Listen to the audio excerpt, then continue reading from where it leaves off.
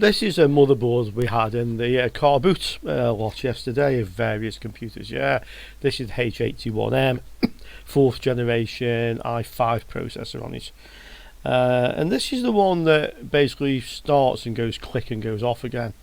And if we just power it up and I get the microphone clearly to the speaker, you might just hear it, so you'll hear what happens.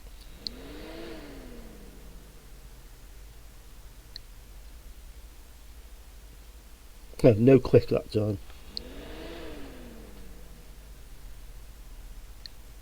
Yeah, did click, but it's quiet. Yeah.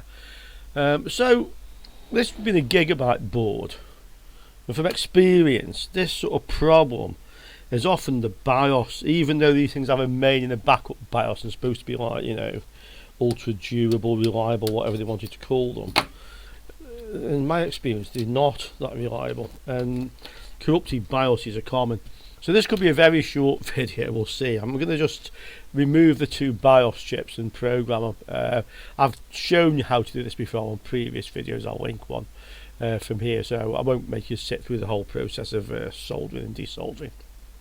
I'll program the BIOSes and I'll come back to you in a moment. I've reprogrammed both BIOS chips. I took them off the board and put them onto the EEPROM program and programmed them. So I've shown how to do this before. For those of you who haven't seen it, I'll link the video from this one. Yeah. Let's have a look now to see if that's made any difference on this one. Yeah. Is it the same as we found several times before? We have a corrupted BIOS. It'd help if I try to plug the right connector in there. I'm trying to plug a DVI lead into the VGA connector, so, and not looking what I'm doing and wondering why it doesn't fit. Yeah, why doesn't it fit? Okay, so okay, we're ready to go. Yeah, power. What happens?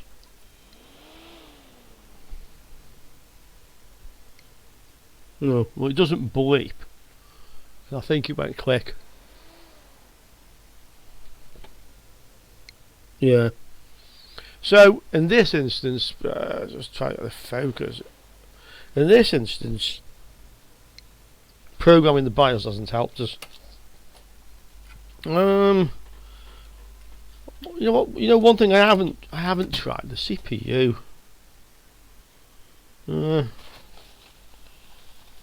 I cleaned this off and said it was a i5 4460, and later commented it was worth about 45 quid, but I never actually bothered to check to see if it actually is any good. Yeah. Let's have a look. Oops. Take a bit more carefully. I'll just get another CPU while we're in here as well. Let's have a look at the CPU socket. It looks like there might be some little bit of damage just there. Should have checked this before, obviously. Let's get the microscope and let's have a look, because sometimes it actually looks worse than it is.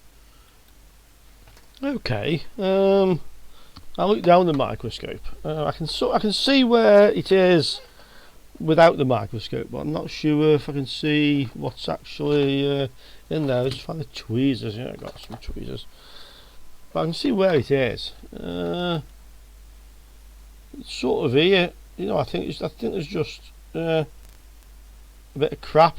It wasn't on the pins yet. It was kind of like just in there. All these are nicely lined up. They're in rows, yeah, a square grid. Maybe a little bit of like something's got on here. Those look pretty good to me, to be honest. Just set the focus for you. There you go.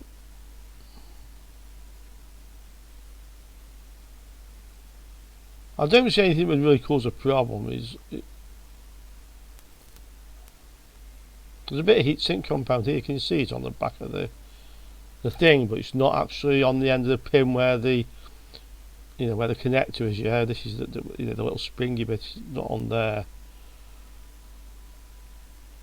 Yeah, that one looks okay, to be quite honest. Just see if I had it dead in focus for you there. Yeah, you can see now. Maybe a little bit tarnished on this one just here.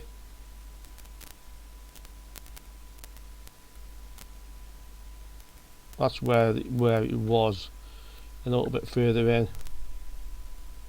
Yeah. Okay. Let's try another CPU. You can probably see now on the overhead camera it looks a lot better. Yeah. It now looks like there's something here. Let's have a quick look at that as well.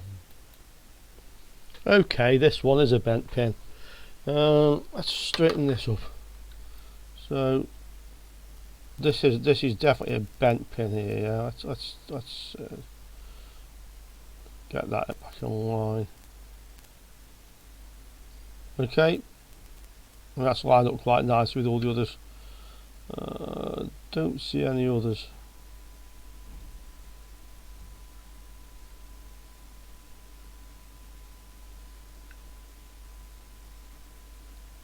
No, that looks okay. It's surprising you can often see them more easily without the microscope, that there's some problem, and then use a microscope to see what the problem actually is. Okay, let's just get the original CPU back in. Now we found that. Let's push the boat out. So I've connected the monitor. I've put some RAM in it.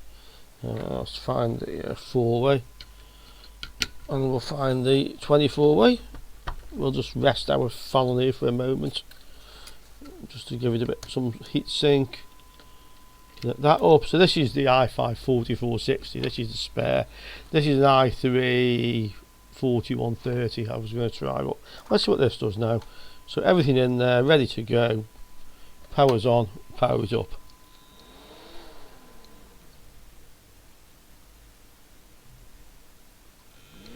Switched on and switched back off again. That's twice. Ready to go. 3 times. Yeah, it just seems to be powered on and off, same as before. Strangely enough, that bent pin doesn't seem to have made a lot of difference to this. Okay. Let's have a look. So our i3-4130. We need to eliminate this anyway, to be sure, but I'll be honest with you, I don't think in recent years, certainly since I've started been doing this the last sort of 2 or 3 years, I don't think we've ever actually found a faulty CPU.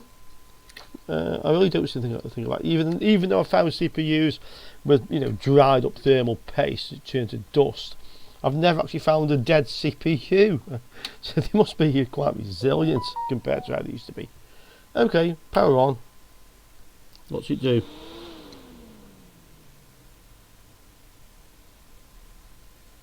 Oh, yeah, powered on and turned off, but just took longer. Yeah. Oh no, it's powering up. Oh my gosh, yeah. Okay.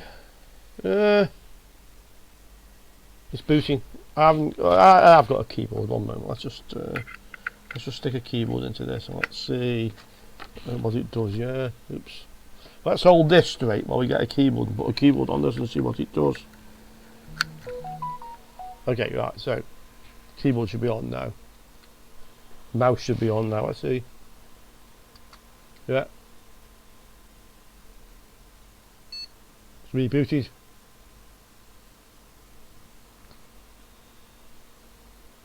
Yeah, no bootable device. Fine, that's what you'd expect. Oh, okay, well we fixed one. We fixed another one. Obviously I'll have to just load Windows 10. In fact, I'll just do that. Let's just check it.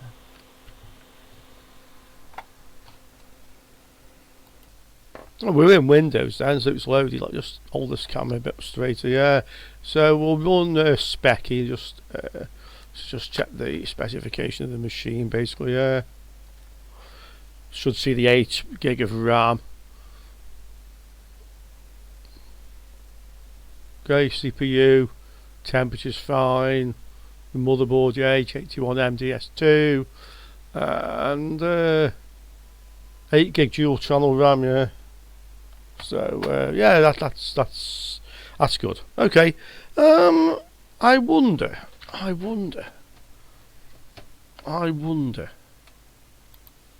What I'm wondering is, is this CPU actually faulty? It's the i5-4460. So the first thing we just better check is if that's compatible with this board, but I'm pretty sure it would be. Let's see. I mean, it's the one that came with it, so I'm kind of thinking it would be compatible. So it's the GA-H81 M-DS2 CPU list. Let's just see. Oh, sorry, you saw that before me. I'm typing on the wrong keyboard. Yeah, the one that's actually on the other board I was just actually using to to test this with you. Late in the day, I'm getting tired. That's my excuse. Yeah, I'm getting tired. DS2. Okay. CPU list.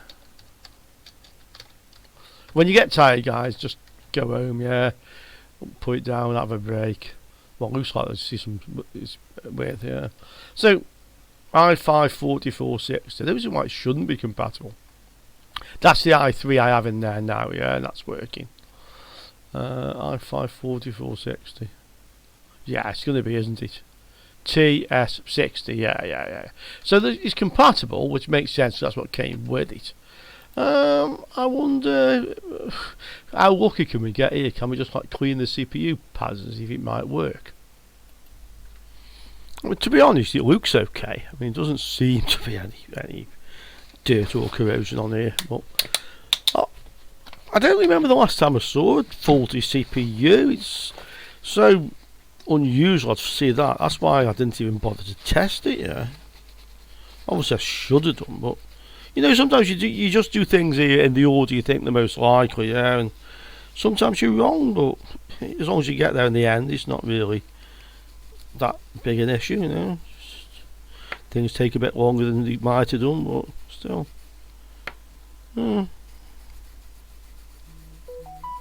My phone's busy today. Okay.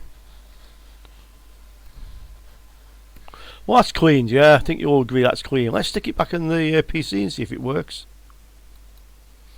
Okay, let's try it. I mean, another thing with this as well. The heatsink compound wasn't bad when it came, yeah. When it came with the CPU, the thermal compound wasn't bad compared to some I've seen either. That's another strange. Oops. Clean, yeah. That's another strange reason, or sorry, a strange thing that I wouldn't expect the CPU to have failed. Okay, maybe it hasn't. Let's just put this on here, and there's enough just to see if it actually starts or not. Yeah, balanced on there. That's it. Okay, let's just do it. Let's switch the power on. Yeah, let's power it up and let's just see what happens.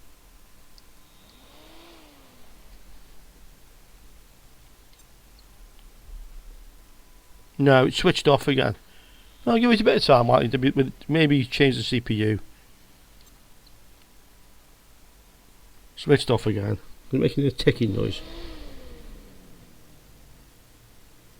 Yeah, hear the tick, yeah. And again, it's going to try. No, give it one more.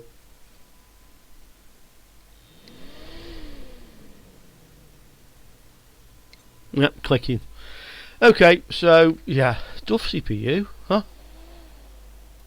I have to say, I thought it was a bit unusual. Interested to see if you guys see faulty CPUs of this sort of generation. I've not seen one before. Okay, another lesson learned. Check the obvious things first. Hope you enjoyed that one. Hope it helps you fix some more stuff yourselves. Okay, and ciao for now, guys. See you soon.